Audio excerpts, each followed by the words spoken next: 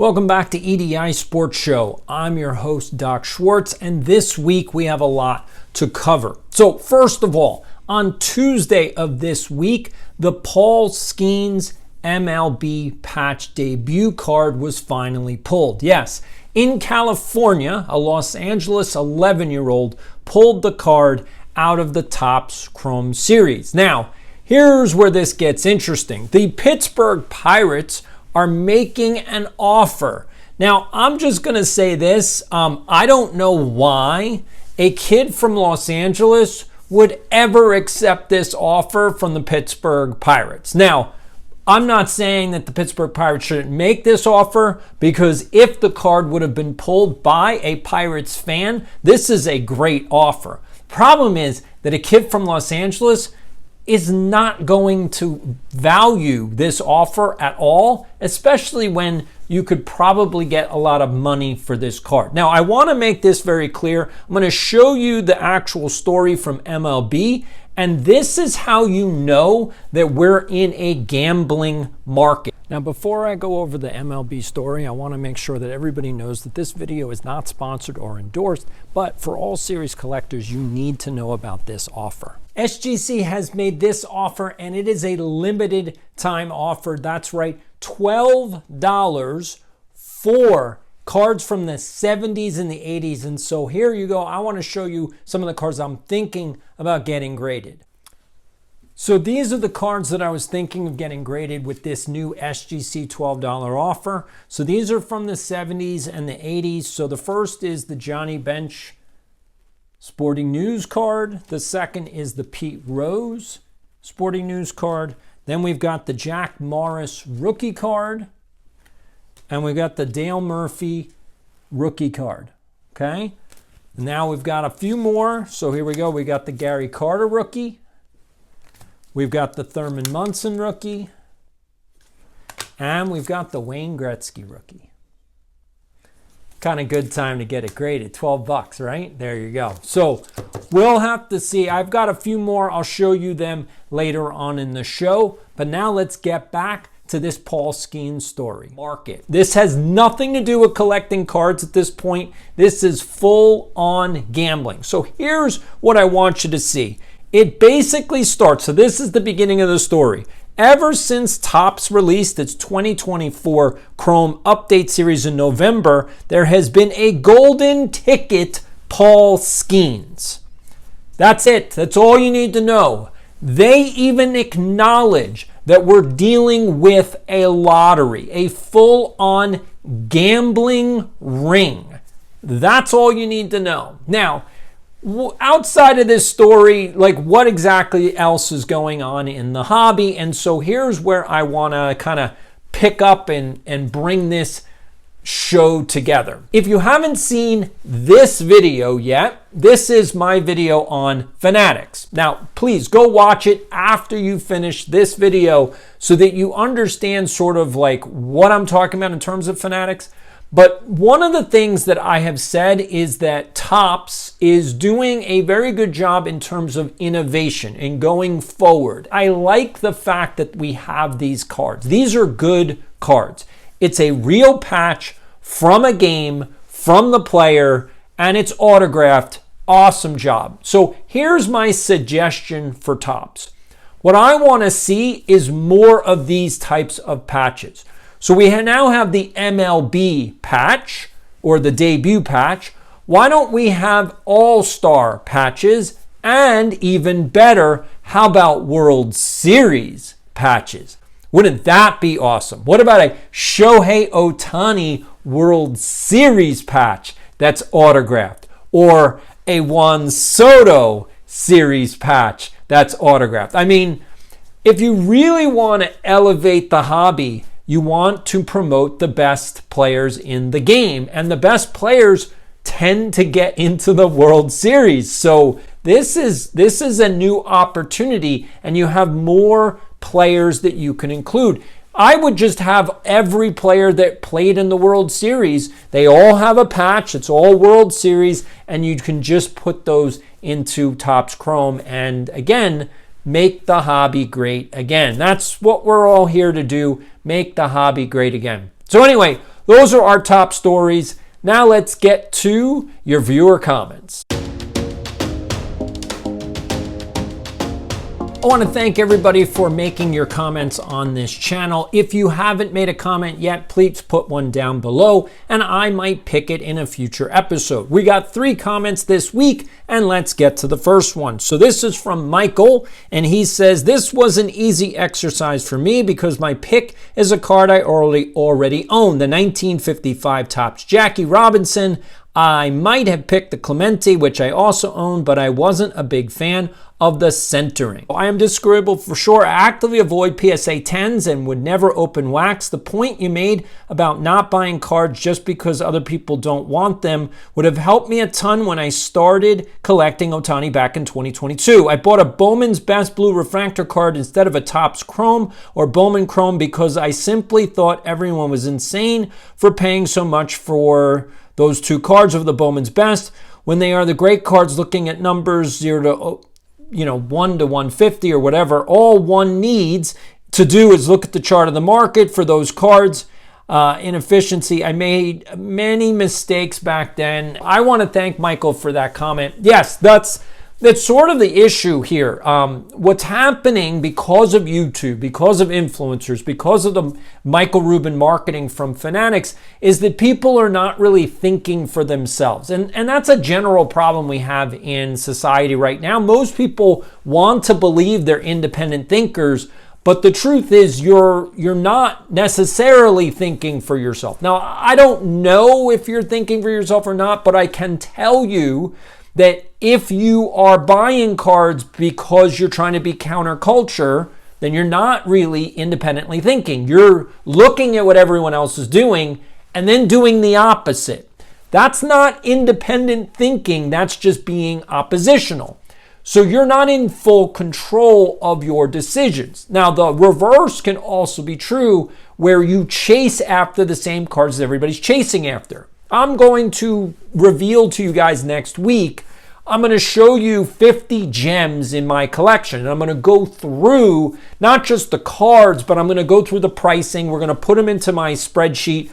We're going to go through how I collect at this point. You should have more information so that you can make better decisions. That's all. That's the only message that I want you to get out of this. So anyway, thank you, Michael. Let's get to the second comment. This is from Greg B. And he said, I did the hobby a favor and threw about 1986 to 2000 era baseball, football, basketball, baseball cards in the trash. There was nothing worth more than $2 in the pile, and it just isn't worth my time. I want to thank you so much, Greg B, for that comment. I have actually heard this argument before. Just throw out all the junk wax cards because they're not worth anything and they never will be. I'm not going to disagree with that. What I'm going to do is just push back a little, just a tiny bit. The whole point of the hobby, I hope, and anybody that's watching this, I hope that you're starting to get to this place. Okay, so this channel is for people who love sports and sports cards. I like talking about sports and sports cards. I want to do more sports videos, but let's get to the bottom line issue. Sports cards should be something that's fun to collect. That should be the bottom line. Yes, they're valuable. Yes, you can make money doing them. Yes, you have to think about how much you're spending on them and how much they'll be worth in the future. This does not make them an asset class. This does not make them an investment. So obviously that message isn't resonating for some reason. People just want to believe these are investments. The problem is that none of you are really recording the value of your cards. And so that's why I'm going to do this next week. I'm going to show you 50 gems. I'm going to record the actual value as of today. So when we look forward a year from now, you'll see whether or not the prices went up or down. What's happening is that most people want to rely on their memory of what cards were worth. And to be honest with you, none of you have a very good memory. That's not to say that you're dumb or anything, but seriously, do you really remember what you paid for cards and what they were worth 5-10 years ago? No, you don't. You don't remember any of that unless you wrote it down. And that's my point, is you need to have much more documentation for this hobby to work, because I'm arguing with you guys, and hopefully this is now an argument and not an arguing situation. We're not debating anymore. You're just hearing the argument and going, oh, okay, this is what he's saying. What do I think about it? What's my perspective on this? So if you write down how much the cards are worth right now, again, that's why I've always advocated for you guys making lists and then pricing out the cards. If you do that, write down what the values are right now in 6 months from now, because if you did that last year, if you looked at the prices right now, they'd be lower than they were a year ago.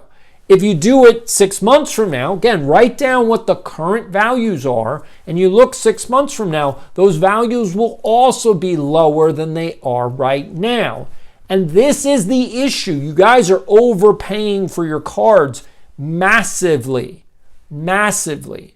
So that's kind of the issue. Now, should you throw out the cards that, are junk wax? The fact that they're not worth much money doesn't mean anything. And here's my point. I'm going to show you a whole bunch of ungraded cards. I'm actually going to get them graded only because I want to protect these cards, and I might want to sell them in the future, because right now they're going to be in my collection, but I'm on the fence about how long term. But these cards are not worth a lot of money. So here you go. This is a Sandy Alomar minor league card. Okay, so technically a pre-rookie. Okay, here we go. We got Edgar Martinez, minor league all-star card. We've got another Sandy Alomar all-star card. We've got a John Smoltz minor league all-star card. We got a Gary Sheffield all-star minor league card. A Randy Johnson all-star minor league card. And last but not least, a Ramon Martinez all-star minor league card. Now, these are not worth a lot. Again, they're not worth a lot of money. They will be worth maybe a little bit more being graded. Honestly, I have no idea what the actual value would be, but I feel it's worth it because SGC is running this promo to get them graded for $12. To me, that's worth it. Let's do that. So that's my point, is that they're not worth a lot. I could throw them out because they're not worth a lot, but I'm a collector, and therefore I'm looking for which cards I want to collect and keep. The value doesn't matter to me. It's the collection that matters. And that's what I'm hoping that everybody gets to, that place, is yes, if you don't want these cards, like Greg, if you threw them out because you're like, it's a hoard and I don't want them and I don't even want to bother going through the trouble of selling them, great. You made a great decision. Honestly, I'm 100% in support and behind you. Should everybody else throw out their cards? No. You have to make a personal decision. If it's a hoard in your house and you are overwhelmed by the amount of cards that you have and you don't want to go through the time and the energy to get rid of them, then yes, throwing them out probably would be a smart idea. Don't worry about it. Greg, great comment. I love it. Thank you so much for watching. Let's get to the last comment. So this one is from Philly Joe, an OG subscriber. He said, thanks. Choose the Sandy Koufax from the grouping Sandy, Yaz, Schmidt, and Harper. Each grouping, I think I am a disagreeable person. I think, LOL. I always stay to the end. You know what, Philly Joe? I appreciate that you always stay to the end because of the fact that sometimes at the very end of the video, I say something important and I don't know. I don't have a producer for this show. I wish I did. And as I get bigger, hopefully that happens. Who knows how long it will take. I would like to have a producer so that I can actually up the whole production value of this show. But at the moment, I do this show by myself, which means that there's only so much I can do. So I do appreciate that comment. Yes, that Sandy Koufax is a beauty.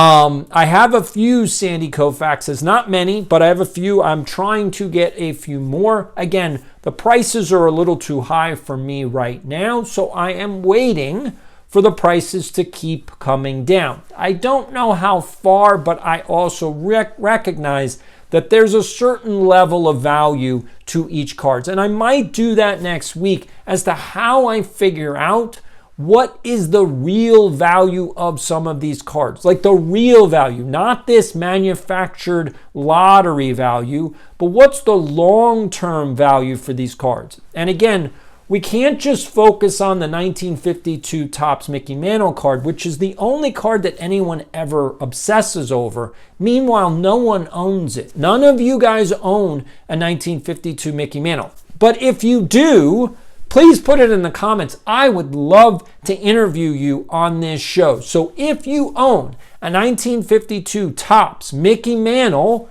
please put a comment down and let me know if we can get on video and do an interview, because I have a ton of questions for you. I want to thank everybody for joining me this week. That was a great show. Hopefully you enjoyed it. If you haven't hit the subscribe button, hit it now, because next week I'm going to go over the 50 gems in my collection. If you haven't watched this video yet, watch it at the end of this video, because I want you to stay up to date on what's going on. This is Doc saying, have a great weekend.